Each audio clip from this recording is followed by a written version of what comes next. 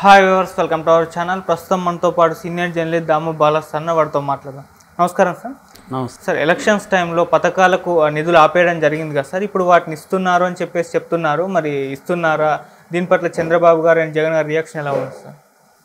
యాక్చువల్గా చంద్రబాబు మొన్న గవర్నర్కి లెటర్ రాశాడు. ఇట్లా 14,000 కోట్లు, ఆ తర్వాత ఇంకొంత కూడా డబ్బులు వచ్చింది. దాదాపు 17,000 కోట్లు పథకాలకి ఇవ్వాల్సిన డబ్బులు కూడా ఇవ్వకుండా కాంట్రాక్టులకి ఇచ్చేయబోతున్నారు. దీన్ని అడ్డుకోవాలి అని చంద్రబాబు అన్నాడు. చంద్రబాబుకి ఎందుకు ఈ డౌట్ వచ్చిందంటే, చంద్రబాబు కూడా ఇదే చేశాడు. లాస్ట్ 2019 ఎలక్షన్ ముందు ఏం చేశాడు చంద్రబాబు? కాంట్రాక్టులకి పెద్ద ఎత్తున ఇచ్చేశాడు. పసుపు కుంకుమకి మిగతా పథకాలకి డబ్బులు వేస్తాననేది కొంత వేసాడు, కొంత వేయలేదు. ఆయన కూడా అప్పట్లో కాంట్రాక్టులకి ఇచ్చేసి ఫైనల్గా ఆయన వెళ్ళినప్పుడు ఖజానాలో 100 కోట్లు మిగిల్చి వెళ్ళాడు. ఇప్పుడు కూడా జగన్ అదే చేస్తున్నాడని ఆయన ఈ ముందస్తుగానే గవర్నర్ కంప్లైంట్ ఇవ్వడం, ఈసీకి చెప్పడం, ఇవన్నీ చేశారు. యాక్చువల్గా అదేంటంటే, ఆ డబ్బులు ఆల్రెడీ కోర్టులో ఉంది కాబట్టి ఇష్టం వచ్చినట్టు చేయడానికి లేదు. కోర్టులో కేసు ఉంది. ఇప్పటికి కూడా కోర్టులో కేసు ఏం కొట్టేయలేదు. కేసు ఉన్నప్పుడు అది ఎలా పనిచేస్తాడు జగన్? కాకపోతే ఏంటంటే, ఏదో ముందు నుంచి కూడా మీడియాకి అలవాటు అయిపోయింది, తెలుగుదేశం మీడియాకి. ఏదో జరిగిపోబోతుందని ఒక పెద్దగా గోల్ చేయడం, జనం కూడా ఏమో నిజమేమో అనుకోవడం, ఇది అలవాటు అయిపోయి ప్రతి దాంట్లో ఇదే జరుగుతుంది. ఎన్నికలైనా కూడా 2 రోజులు వెయిట్ చేయొచ్చు కదా డబ్బులు ఇస్తున్నారా లేదని.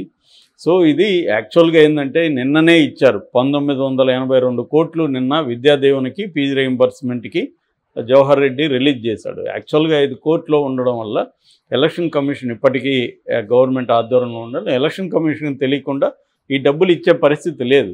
ఇది చంద్రబాబుకు తెలియదా? తెలుసు.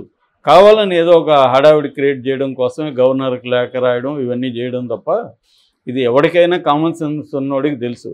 ఇవాళ జగన్ అనుకుంటే డబ్బులు ఎట్లా వేసేస్తారు? మొన్ననే ఈసీ అనేక ప్రశ్నలు అడిగింది. ఈ డబ్బులు ఎప్పుడు రిలీజ్ చేశారు, ఎన్ని రోజులు ఎందుకు వేయలేదు, ఇది ఈ సోర్స్ ఏంటి, ఈ డబ్బులు ఎక్కడి నుంచి ఇచ్చారు, ఇలాంటి ప్రశ్నలన్నీ వేసి కదా ఆ రోజు కావాలని 10వ తేదీ పథకాలకి డబ్బులు ఏమని హైకోర్టు చెప్తే కూడా ఈసీ ఎందుకు చేయలేదు? క్లియర్గా ఈసీ కూటమికి ఫేవర్ చేయాలని చేయలేదు. దాంట్లో డౌట్ ఏం లేదు. క్లియర్గా అందరికీ తెలుసు ఈసీ ఫేవర్ చేద్దామని ఆపేసింది. సుప్రీంకోర్టు ఈసీని మందలించింది కూడా కదా. మేము చెప్పినా కూడా నువ్వు ఎందుకు చేయలేదు, మాకంటే నువ్వు ఎక్కువ అనుకుంటున్నావా, న్యాయ వ్యవస్థ కంటే మీరు పెద్దోళ్ళు అనుకుంటున్నారా, ఇది కోర్టు ధిక్కారం కాదని కూడా ప్రశ్నించింది కదా. అంటే అర్థమైంది, ఈసీ క్లియర్గా కోర్టు చెప్పినా కూడా ఫండ్ రిలీజ్ చేయకూడదు అని డిసైడ్ అయ్యి ఆపేశారు. ఇది ఆపింది ఎవరు? మళ్ళీ కూటమి వాళ్ళే కదా ఆపింది. వాళ్ళు కంప్లైంట్ ఇస్తేనే కదా వీళ్ళు ఆపారు. కంప్లైంట్ ఇచ్చారని కూడా కోర్టుకు చెప్పింది కదా ఈసీ.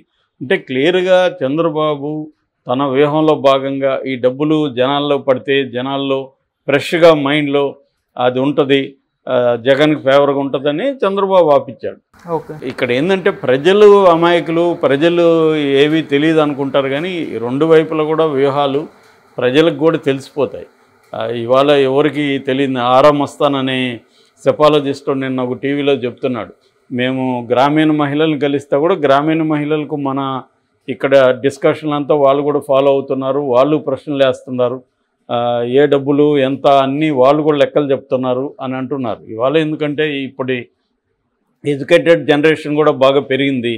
రెండోది వాళ్ళ పిల్లలు ఎడ్యుకేట్ అవుతున్నారు, వాళ్ళు తండ్రులకు నేర్పిస్తారు. ఆ మధ్య కూడా ఒక ట్రైబల్ ఉమెన్ ఎక్కడో కొండల్లో వెళ్తే, ఒక జర్నలిస్ట్ వెళ్తే, యూట్యూబర్, ఆమె యూట్యూబ్లో వీడియోలు చూస్తుంది స్మార్ట్ ఫోన్లో.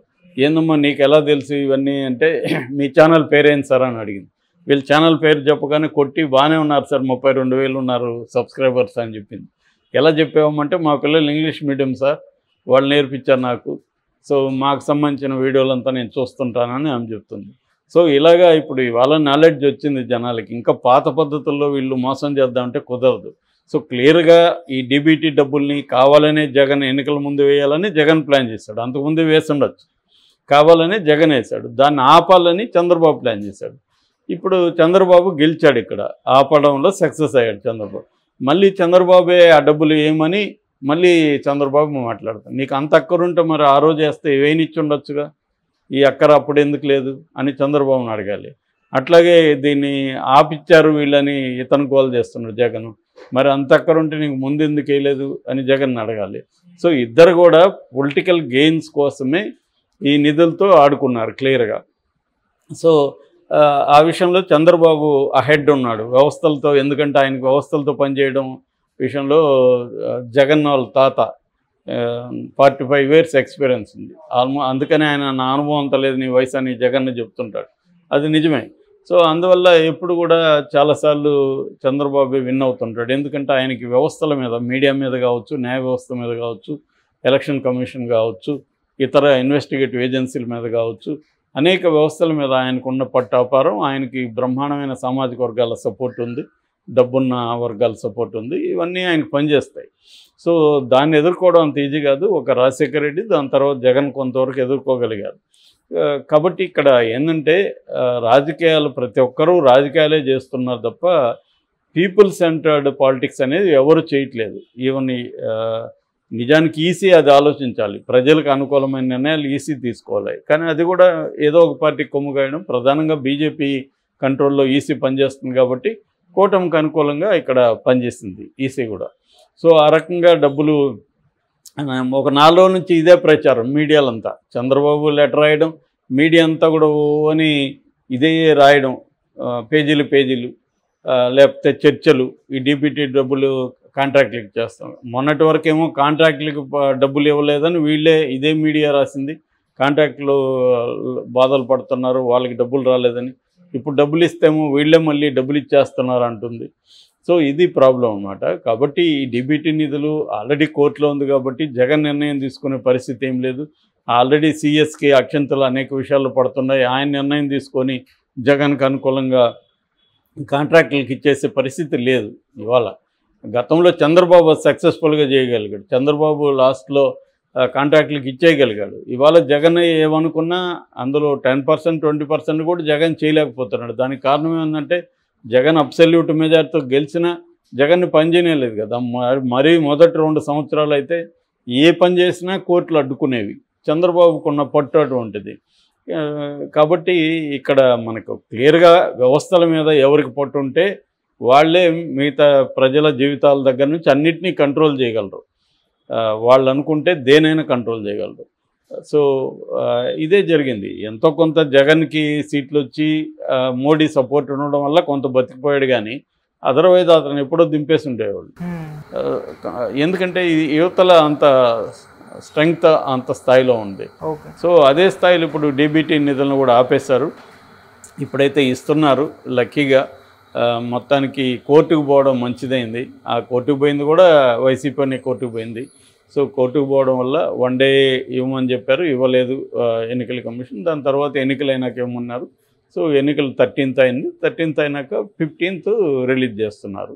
సో ఈరోజు రేపట్లో మిగతా పథకాలకు సంబంధించి కూడా నిధులు వెళ్ళిపోతాయి. అంటే ఇన్పుట్ సబ్సిడీ ఉంది. ఎందుకంటే ఇప్పుడు నెక్స్ట్ 2 weeks 3 weeksలో వర్షాలు స్టార్ట్ అవుతాయి. సో రైతులు ఈ లోపల విత్తనాలు కావచ్చు, ఎరువులు కావచ్చు, ఇవన్నీ సిద్ధం చేసుకోవాల్సి ఉంది. దానికి సంబంధించి ఇన్పుట్ సబ్సిడీ నిధులు వెళ్తున్నాయి. అట్లాగే విద్యా దీవెన, తర్వాత ఫీజు రింబర్స్మెంట్, ఇవన్నీ కూడా ఎడ్యుకేషనల్ ఇయర్ స్టార్ట్ అవుతుంది కాబట్టి దానికి కూడా ప్రిపేర్ అవ్వాలి. తల్లులు లేదు, కాంట్రాక్టులకు ఇచ్చే పరిస్థితి లేదు. ఎందుకంటే ఈ ఫండ్స్ ఆల్రెడీ పథకాలకి, డీబీటీ కింద పథకాలు కానీ కోర్టులో ఆల్రెడీ గవర్నమెంట్ తరఫున ఆయన ఏజీ శ్రీరామ్ కూడా ఆర్గ్యూ చేశాడు. కాబట్టి క్లియర్గా ఇది డీబీటీ నిధులు డీబీటీకి వెళ్తున్నాయి. నిన్న 1982 కోట్లు వెళ్ళి మిగతా డబ్బులు కూడా ఈ 2 రోజుల్లో వెళ్ళిపోతున్నాయి. Okay sir, thank you so much sir.